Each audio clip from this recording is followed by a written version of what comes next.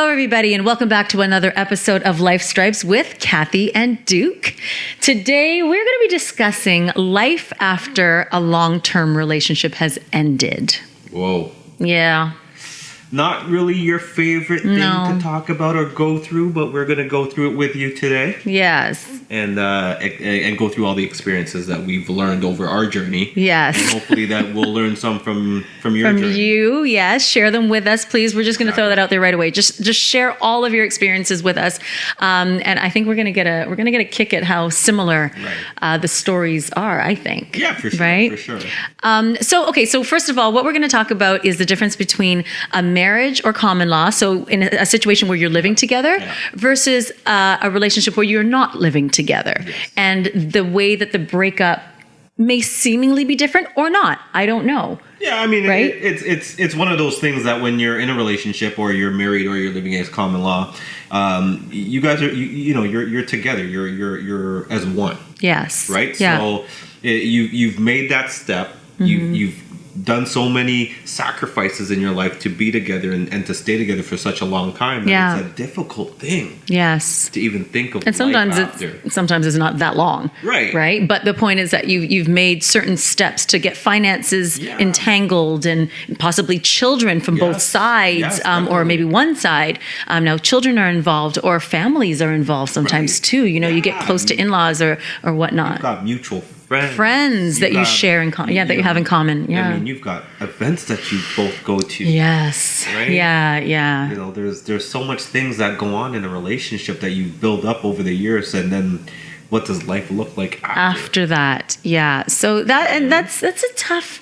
We've all been there. I feel like we're like wah wah wah. But I can honestly say for me, when I was married and when we eventually broke up, I was married for 5 years, and when we eventually broke up, we had certain friends that, of course, we went to the same high school. We had friends that, we would all get together, play games, and stuff like that. And when we got separated and divorced, it's like you saw that rift. Yes. You saw that division of, okay, well, your friends are going over here, and my friends are going over here, or, because you have to choose. Yeah, there's loyalties. You're choosing sides. You have to choose sides. So certain people see you, and you can see that they want to talk to you, but they're like, ooh, that's going to get back to you.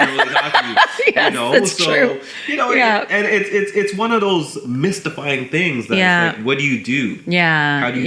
How do you survive it? That's right. But I also think it's up to you two as the people that are involved in the relationship and now the breakup to make your friends, family, whoever is involved in this situation feel a little bit more comfortable. Yes. Not to say that, you're going to be best buddies with your ex's friends, who were originally their friends. Exactly. But at the same time, if you guys hopefully have an amicable breakup, then it's okay. Yeah.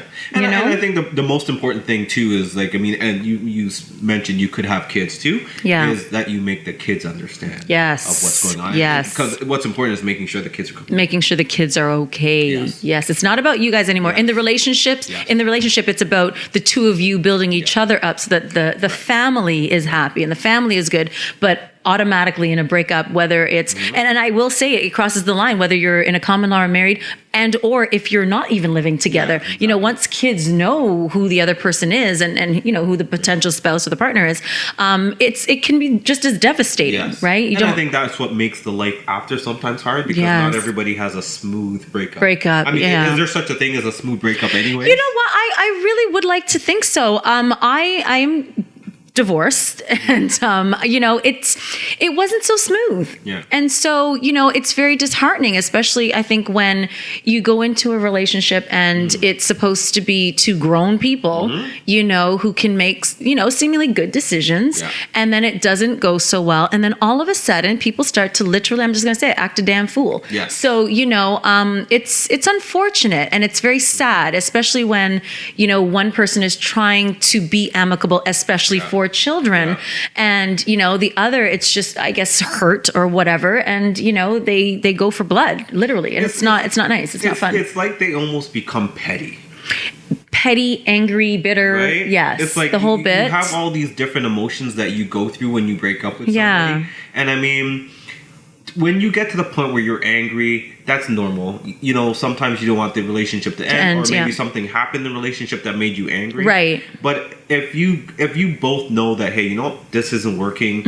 I've been a terrible person. Maybe you've been a terrible person, or maybe we just grew apart. And then you're going to be bitter and angry and rude and disrespectful. Yeah. I mean, what do you really get out of that? That's right. Right? That's right. I think being a part of being grown is to recognize that it's just not working. Right. And instead of getting to the point where you hate the other person, like I am actually very good friends with a lot of my exes, you know, but I also didn't marry them. And I didn't marry them for a reason. Right. Because it was just easier, better, smarter to end the relationship as friends. Know that you were, okay, we're going down a very slippery slope here. Right. So it's time to call this a day before I actually start to not like you at all, like even as a human being, right. you know? And I think that once I generally was the one to end the relationships, but once it's clear, you know, listen, you're great, just not for me, you know, and we can be great friends because that seems to work for us.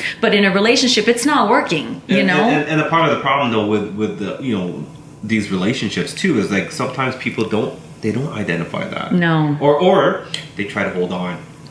Right? For the kids, for the show. Ooh, for the show. For the show. That is fascinating, you know, we to don't me. want So our neighbors, fascinating. or we don't want our friends to think anything's wrong because we're the perfect couple. Or our family. Right. You know, and I think that, and I won't lie, I think all relationships, especially when you know it's coming towards the end, or at least if one person, well, I would say both, but if one person knows it's coming towards the end, they start to pull back a little bit, but then it's almost like the other person tries even harder to hold on and to put on this grand show, you know, just to, because now they have to compensate for the other person's lack of interest. But here's the thing, that when you do that, it makes the life after for yourself harder.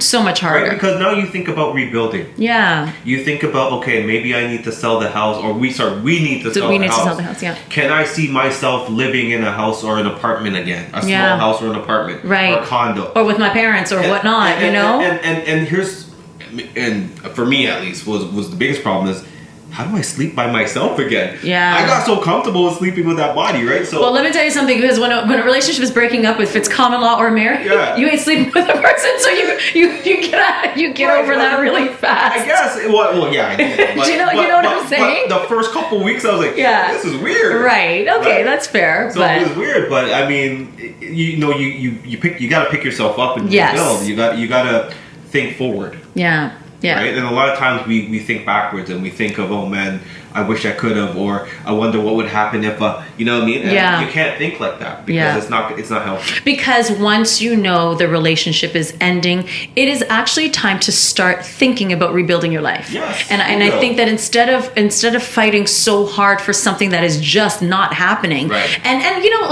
listen, I think by the time you get to the point where you've broken up with someone, and you're ending this, and you're looking to sell the house and split assets, or buy someone out of the house, or whatnot, you know, or fix the basement so the other person can live down there, or whatever it is that you choose to do, you have thought about, you need to think about your next steps in life. Right. You know what I'm saying? 100%. So while you're getting to that point, it's like, okay, this is actually happening. You know, let's get comfortable with this. Let's make sure that these kids are okay. Let's start to rebuild. Let's start to, you know, think about our finances as a single person. You know, because I think a lot of us want to hold on and just take so much energy being angry, you know, and trying to lay blame and fault in the whole bit, as opposed to stop.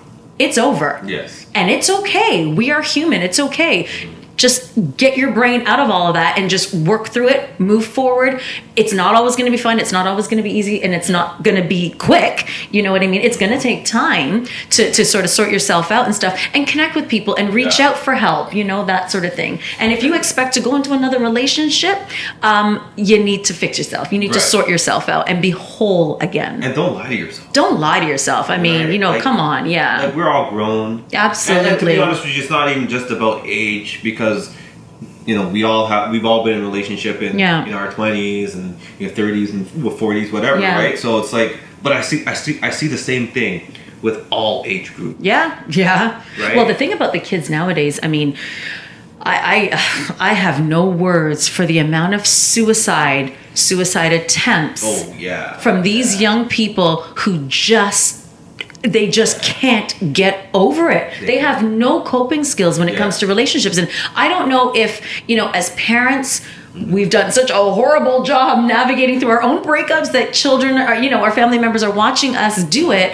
And these kids are so devastated. Yeah, I think, and a part of that is, I find that parents today shelter their kids. I find that we don't allow them to do a lot of things. Yeah. We pick them up from everywhere they go. They hardly take the bus. We're so connected with them, like, okay, well, here's a cell phone at 9. Right? Yes. So, they don't get the opportunity to build up that defense mechanism to handle things. So, a lot of times people say, well, kids today are so needy or they expect everything. Mm-hmm. They live a certain way that's like they just expect it, right? But we've set it up that way. Yeah. We've set it up that way. Right? Yeah, I know that as a first generation Canadian in the sense of I was born here, but my parents are from Barbados, both of them. You always want more. My parents wanted more for me than they had. I want more from my kids, because you're thinking, listen, you got here and it's my turn to carry this torch and I have to do everything right. I have to find that perfect partner. I have to build so that, I can do better than you did because you came from, technically a third world country, and look at how well you've done. And we put pressure on ourselves and on our partners.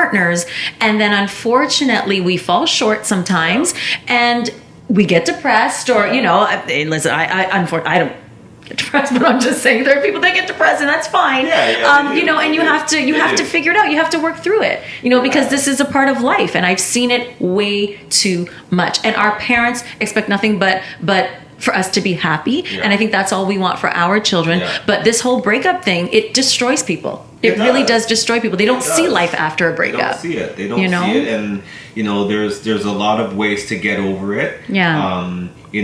Talk to your friends. Yeah. Talk to whichever loved one that you can relate to that understands you and understands your story and understands you as a great person, not as a not good person. Mm-hmm. Like, look for those good qualities in yourself and build yourself back up from those qualities, right? Mm-hmm. Because whatever it was that got you in that relationship, that probably still is a good thing, mm-hmm. right? And then you got to now weed out the things that maybe didn't work within yourself, and sometimes it's both of you, right? Yes. So, but being self-reflective. Yeah. And I think that when you are going through a breakup, mm-hmm. And you are looking at life after a long-term relationship, and this is whether you're common. I know we focused a lot on people living together, but also if you're not living together, really and truly, all of this applies. Yeah. It does. Really. Being self-reflective, I think everybody comes into your life for a reason, a season, or a lifetime, mm-hmm. and if you can look back at all the things that that aided to the relationship not working, take responsibility for your part in that. Recognize maybe some of the things that you tolerated that you later on learned to say no, and then the other person is like, well, excuse me, but you were okay with it for all these years, so what's going on with you? And then that friction starts, so just really reevaluate not just the relationships, all the present and the past other ones that you've had, but also look at yourself and your own personal growth throughout those processes too, because I think once you do that, you're going to recognize that you also lent to the downfall of the relationship for whatever reason, whatever the case may be. And then when you are looking to go into a new relationship, mm-hmm. right, which this is life, we all do, happens. right, whether it's a dating relationship or full-on relationship, you're a little bit more self-aware. And that's huge, because if you don't go into a relationship as a whole person, how can you expect to receive mm-hmm. what the other person is giving you? Because you're looking for them to fill a hole, to make you better than you are, to be your everything, if you have low self-esteem, you're looking for that other person to constantly be building you up, and that just gets exhausting. It does. For the other person. Exhausting. It really does. And I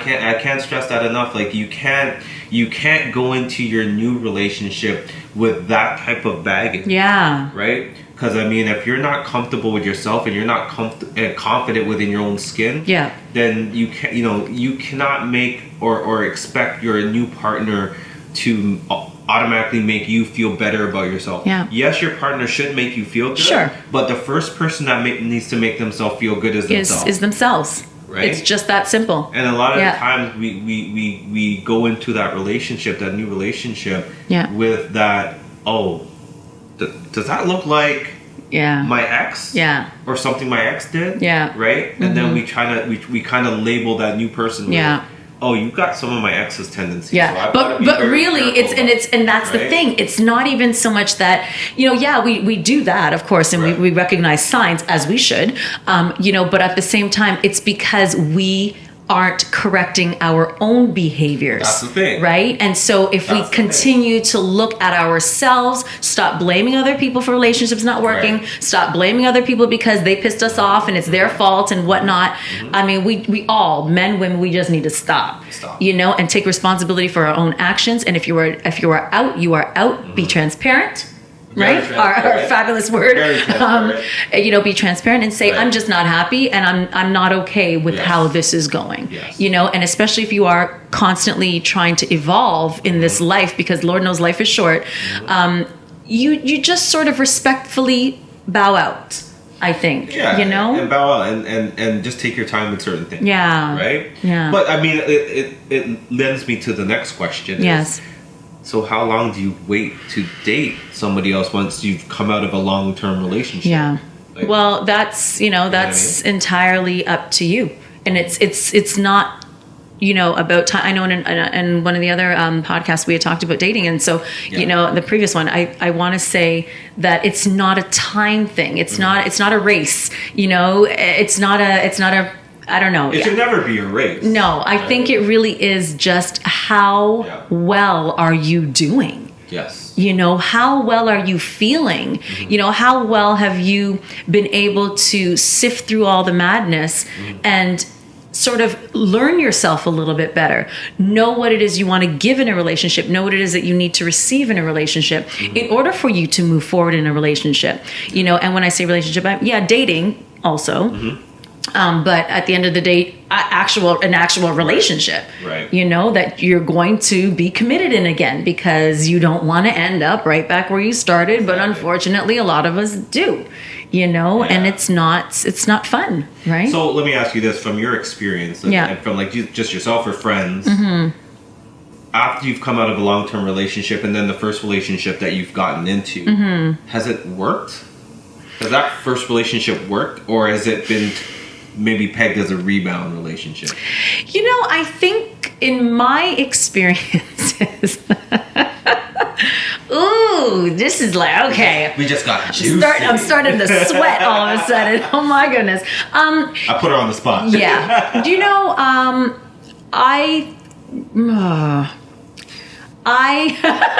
don't even want to answer this question. But you got to. It's okay. I have dated, and I enjoy dating because I enjoy getting to know people. I just love people, period. And so I have found myself walking into relationships, sometimes sooner than I should have. And it doesn't end well. It just doesn't. And it's not because I wasn't ready. It's not because I didn't self-reflect. And let me just say that when I say walking into a relationship, it means I did actually date, non-intimate or sexual or anything like that. But I dated in terms of I went out and I talked a lot, back in the day. We used to be on the phone a lot. Wasn't texting so much, It wasn't. Definitely not. So I did do what I would call my due diligence, you know what I'm saying? And the relationships did organically evolve. However they were going to evolve, they did evolve. And that was fine. It's just, could I have been single a little while longer in between them? Absolutely. Absolutely. I feel the same way, and the only reason why I asked that question because I just wanted to get the female perspective, Because as a male myself, coming out of a long-term relationship or a marriage, you get into relationships with other people.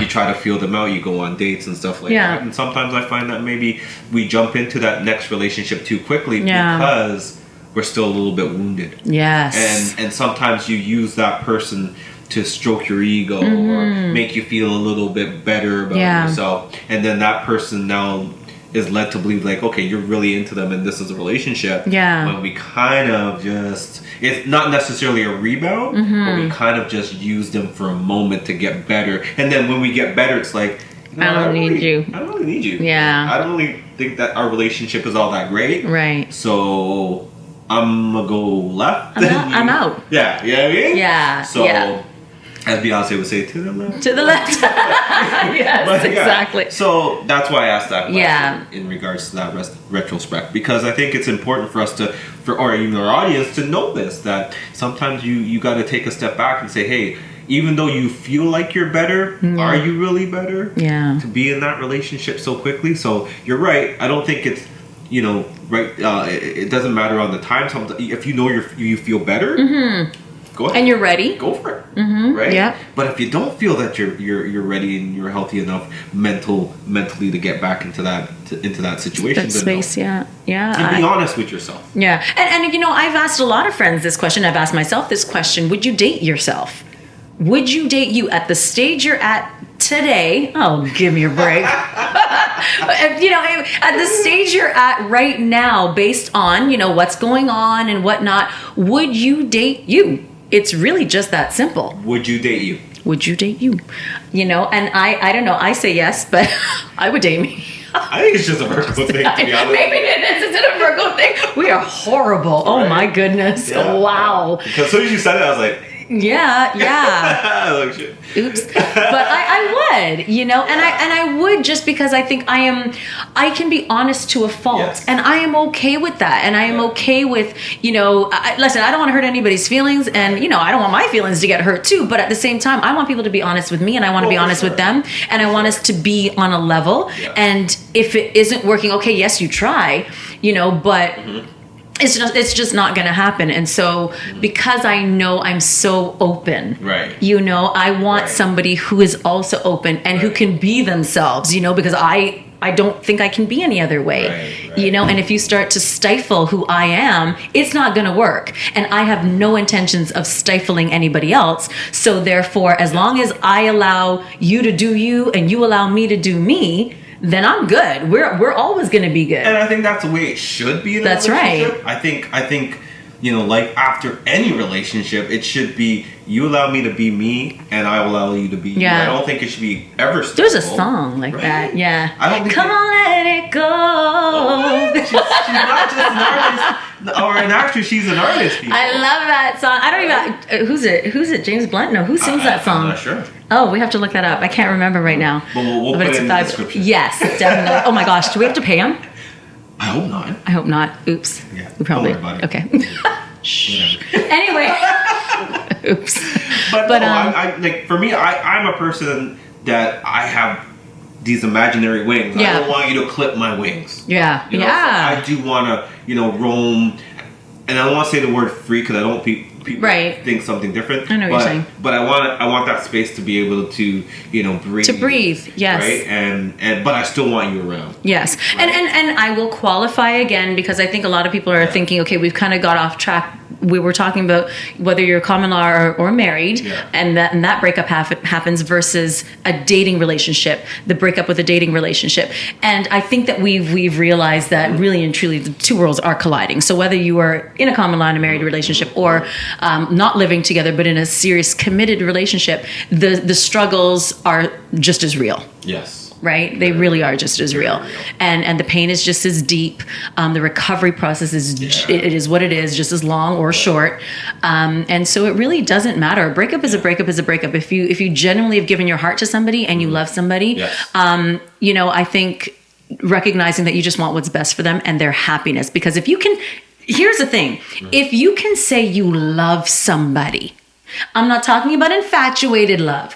I'm not talking about obsessive crazy love. Right. I'm not talking about jealous love. There's a lot of those. Yeah, or possessive love where it's like that person belongs to me. I don't want them with anybody else, and if they can't be with me, then they're going to be with nobody. Right. And I'm going to make their life a living hell as I go on with mine, or whatever the case may be. Yeah. That's not what we're talking about. I'm talking about actual, genuine love for another human being, which means respectfully loving them and wanting them to grow, wanting them to evolve, wanting them to be the best that they can be. Yeah. And if you genuinely want that for somebody, you let them go.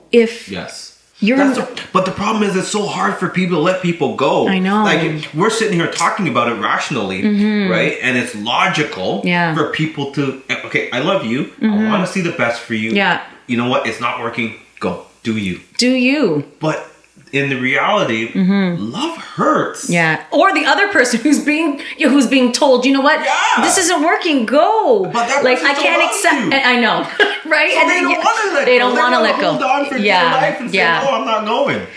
Right? Yeah. So love hurts. It does really hurt, and this is why we're talking about this topic of love after the relationship because you have to let go. Yes. You have to let go. Both people have to actually let go. For you to grow, you have to let go. You have to let go. Absolutely. No, right? that's paramount. Yeah. But, and I was also just going to say, and the thought just left my brain. Oh my goodness. I can't, what was I just going to say? I don't know, but we're going to continue talking.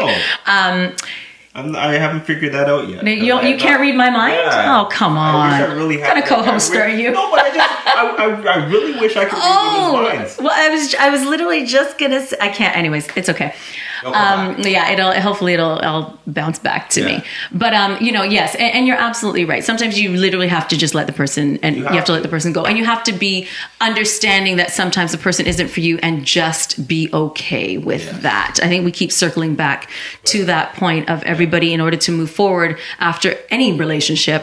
You have to be accepting of the fact that you need to evolve a little bit more, and not with that person. Yeah, life after a relationship is you looking at yourself in the mirror, and really getting to know you. Have you introduced yourself to yourself? To yourself, yes. Right. A lot of people. I know I talk to myself in the mirror. I don't know if it's an actor thing or what, but I talk. A Virgo thing. Is it a Virgo? You talk to yourself too in the mirror? 100%. Stop. 100%. Do you really? Especially like if I'm going for like a job interview or something. Yeah. Like that. Oh, okay, you give yourself a pep talk. Music is playing, and I'm like, I'm ready. I got this. I got okay.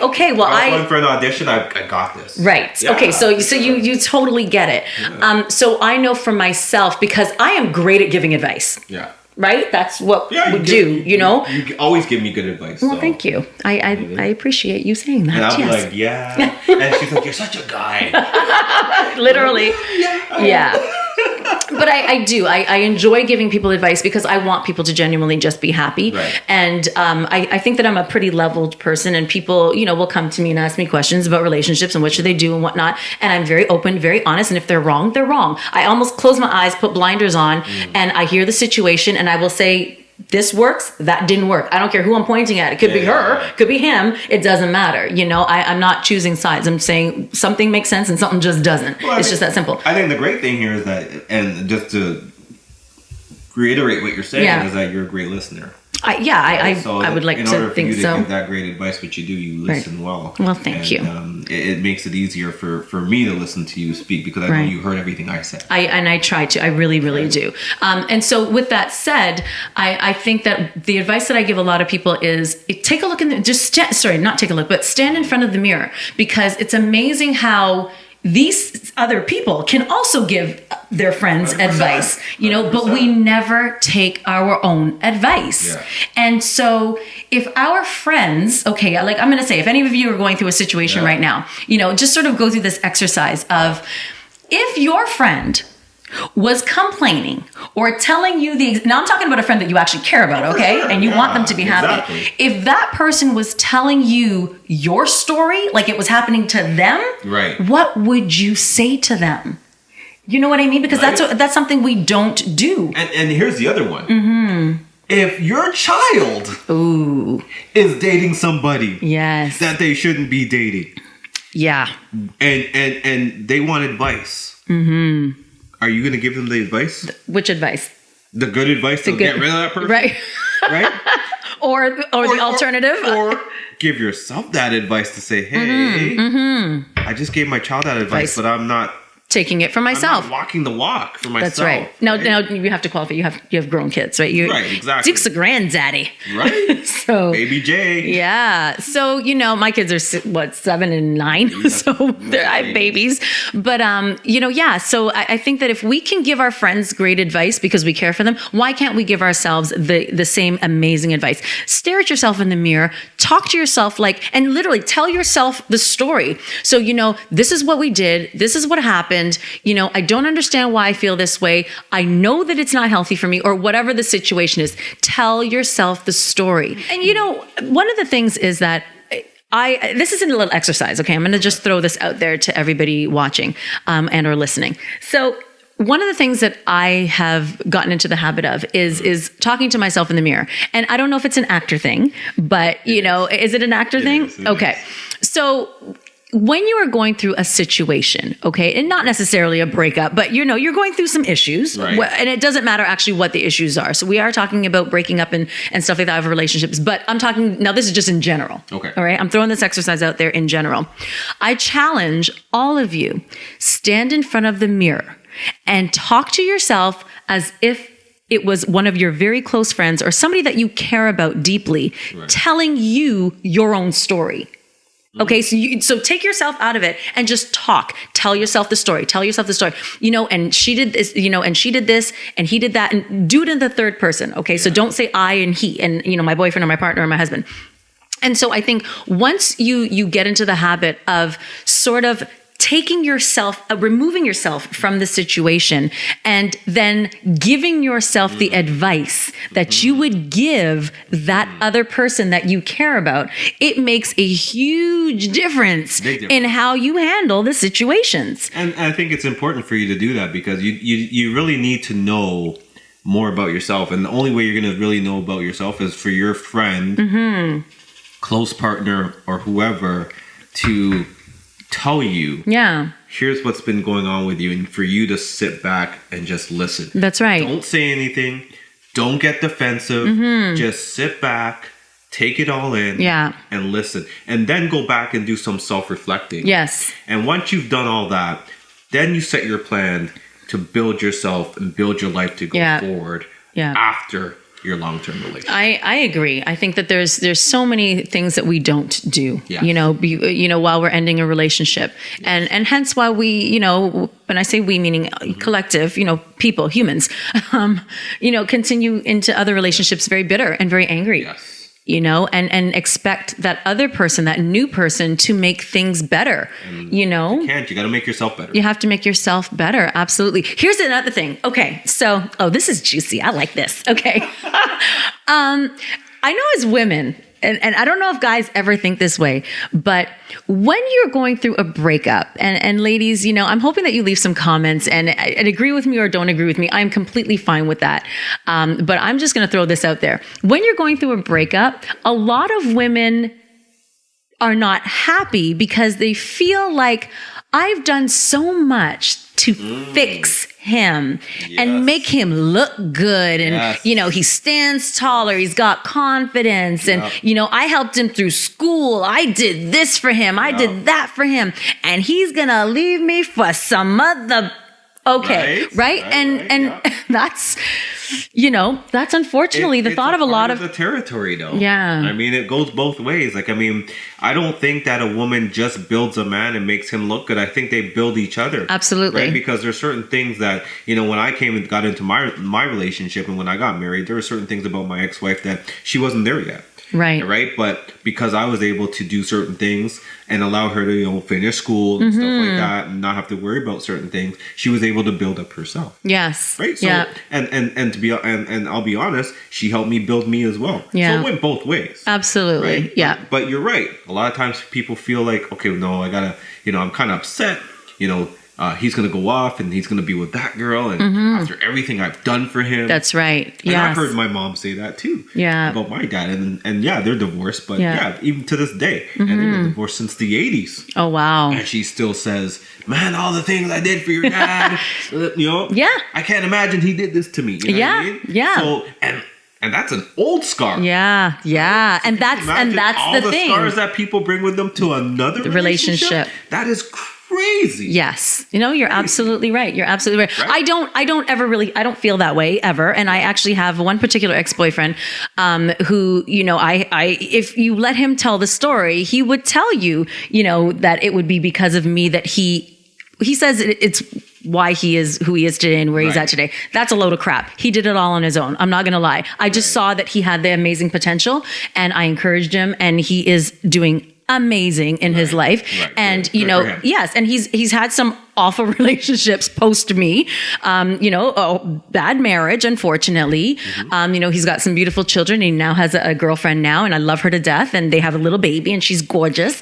And, and we are all still really great friends. And it's because I genuinely have love for him, for her, for his family, his mom, everybody. It's a genuine love. It's not a love, like relationship love, but it's a love like I genuinely love this human being. And that's because you guys are friends, right? Yeah. So you've developed that relationship where it's like it's beyond the relationship. Now it's like this is a genuine friendship. Absolutely. That you care about the person. That's right. And I think a lot of times in a relationship, you can love somebody, but do you care? Do you care about them? Oh. Right? Yeah. Big difference. That's a huge difference. Do you care about their well-being? Do you care about them being happy? Yeah. Because once you're done, it's like, well, where did all the caring go? Yeah. Right? You're right. So that means, to me, and I could be wrong, but then did you really love me? Did you really love me? Yeah. Right? Because if we're done and you went your separate ways and I went my separate ways, and yes, there's a life after relationship, but your life is not caring about me. That's right. As a human being, as an individual, then you didn't really, really, really love me then. Yeah. Right? Because if I break up with you, I want to still see you do well. That's right. I still want to see you prosper. In your life, yes.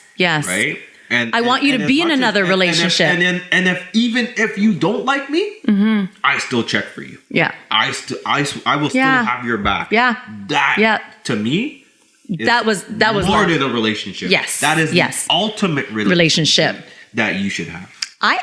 Hey, listen, I 100% agree with that. And not enough people can make that happen. Yeah. And that is so sad. And so, throwing another challenge out there. I'm really loving this topic actually, because, this is, I love this. Because listen, relationships come, relationships go, and you still have to push forward. But we got to save some for the next show. I know we have to save some for the next show. We will do that. That's for sure. But anyways, ladies and gentlemen, you've been amazing. Thank you for staying with us through this. I think we've got a little bit over our time.